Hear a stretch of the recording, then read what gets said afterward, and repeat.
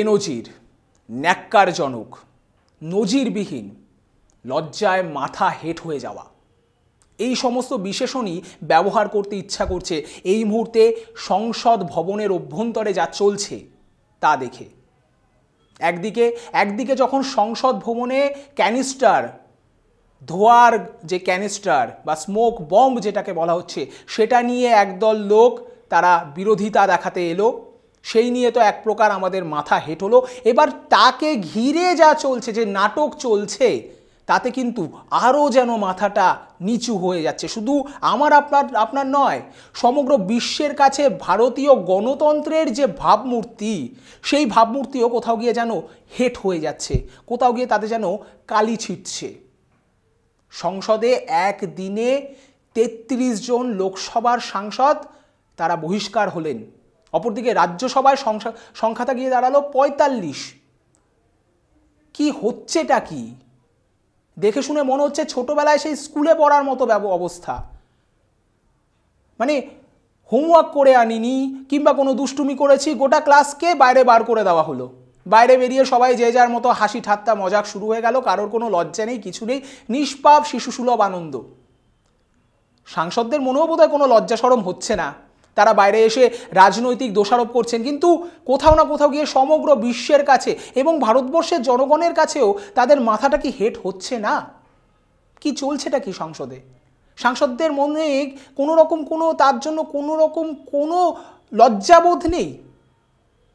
একের পর এক আমরা দেখে যাচ্ছি গণতন্ত্রের পীঠস্থান, যেখানে কিনা জনগণের কথা বলবার জন্য, তাদের দুঃখ, তাদের দুর্দশা, তাদের সুবিধা অসুবিধার কথা বলবার জন্য আমরা ভারতবর্ষের সাধারণ মানুষেরা এই সমস্ত সাংসদদের ভোট দিয়ে 5 বছরের জন্য সেখানে নির্বাচিত করে পাঠিয়েছি।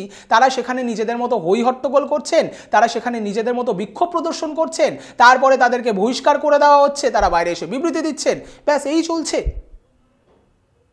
শাসক দল বলছে বিরোধীদের দোষ, বিরোধীরা বলছে না শাসক দলের রাজনীতি। কিন্তু আলটিমেটলি তো জনগণের কাছে তাদেরকে জবাবদিহি করতেই হবে। কিন্তু সেই জবাবদিহিটা তারা করেন কোথায়? তাদেরকে যে কর্তব্যের দায়িত্ব দিয়ে তাদেরকে পাঠানো হয়েছে, সেই দায়িত্ব তারা কজনই বা পালন করেন, সেটাও একটা বড় প্রশ্ন। কিন্তু এই মুহূর্তে সেসবকে একটু দূরে সরিয়ে একটু রাজনীতির গন্ধ খোঁজা যাক। কারণ এই মুহূর্তে 2024 লোকসভা, সেই লোকসভা নির্বাচন একেবারে প্রায় দরজায় কড়া নাড়ছে। আর এখন সংসদের অভ্যন্তরে যাই হোক না কেন, তার মধ্যে রাজনীতি তো জড়িয়েই যাবে। তো বিরোধী দলের কি বক্তব্য, যে এই যে বিপুল সংখ্যায় সাংসদের একলপ্তে বহিষ্কার হলো, তার পিছনে একটা অন্য উদ্দেশ্য রয়েছে বিজেপি তথা কেন্দ্রের শাসক দলে। কি উদ্দেশ্য? না, একটি বিতর্কিত বিল পাশ হতে চলেছে। কি বিল? আমাদের যে নির্বাচন কমিশন রয়েছে, সেই নির্বাচন কমিশনের কমিশনার নিয়োগের একটি বিল, যে বিলটার এককাট্টা হয়ে বিরোধিতা করার কথা সমস্ত বিরোধী দলের। ফলে তাদেরকে যাতে সংসদের অভ্যন্তর থেকে দূরে রাখা যায় এবং নির্বিঘ্নে বিল পাশ করানো যায়, সেই চেষ্টাই করা হচ্ছে। এবং সেই জন্যই ছুতো খুঁজে, মানে একেবারে ঝোপ বুঝে কোপ মারার মতো এই বহিষ্কার।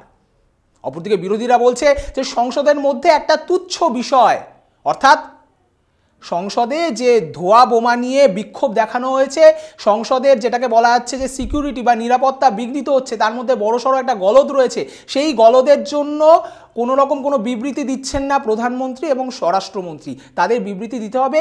এই দাবিকে সামনে রেখে যে হই হট্টগোল চলছে, সেটা একেবারেই অনভিপ্রেত। অতএব দুষ্টুমি করেছো, তাই শাস্তি পেতে হবে। শাস্তি কি? বহিষ্কার, একেবারে ঘাড় ধরে বাইরে বার করে দাও। এবং ঠিক হয়েছে, এটাই বলছেন যারা শাসক দল রয়েছেন তারা। কিন্তু এতে কি কোথাও না কোথাও গিয়ে যেটা মনে করা হচ্ছে, এই যে বিরোধী দল যারা এই মুহূর্তে কেন্দ্রের শাসক দলের বিরোধী, তাদের কি কোথাও না কোথাও গিয়ে রাজনৈতিক সুবিধা করে দিল? কারণ আমরা দেখেছি যে তৃণমূলের যখন মহুয়া মৈত্রকে বহিষ্কারের ঘটনা ঘটেছিল, তখন কিন্তু কংগ্রেস সহ একাধিক যারা বিরোধী দল রয়েছে, তারা কিন্তু জোর গলায় প্রতিবাদ করেছিল।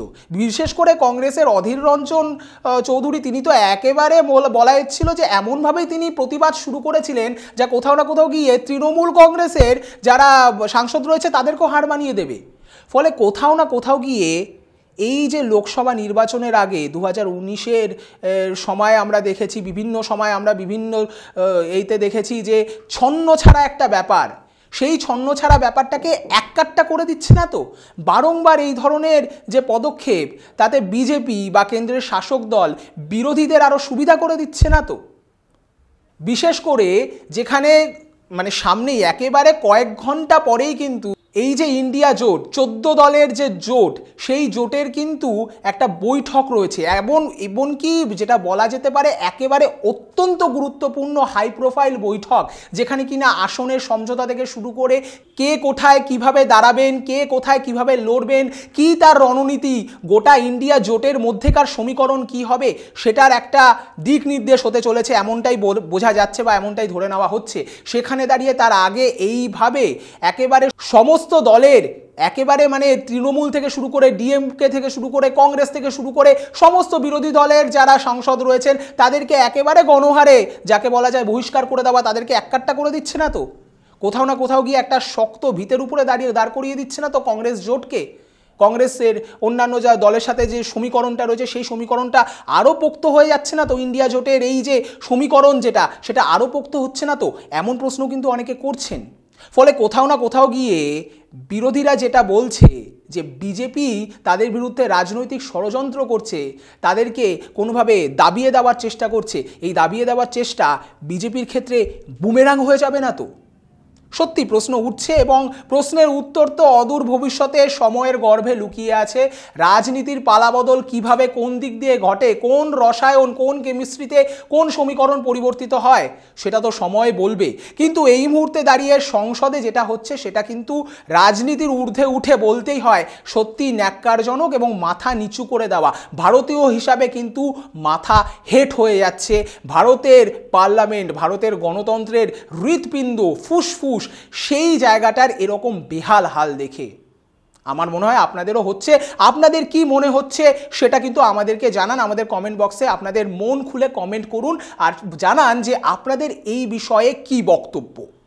এরকমই খবরের আড়ালে লুকিয়ে থাকা সত্যি খবরগুলোকে দেখবার জন্য নজরে রাখুন ডিজিটাল খবরিলালকে, কারণ ডিজিটাল খবরিলাল মানেই খবর আপনাদের, নজর আমাদের। ডিজিটাল খবরিলাল, খবর আপনাদের, নজর আমাদের।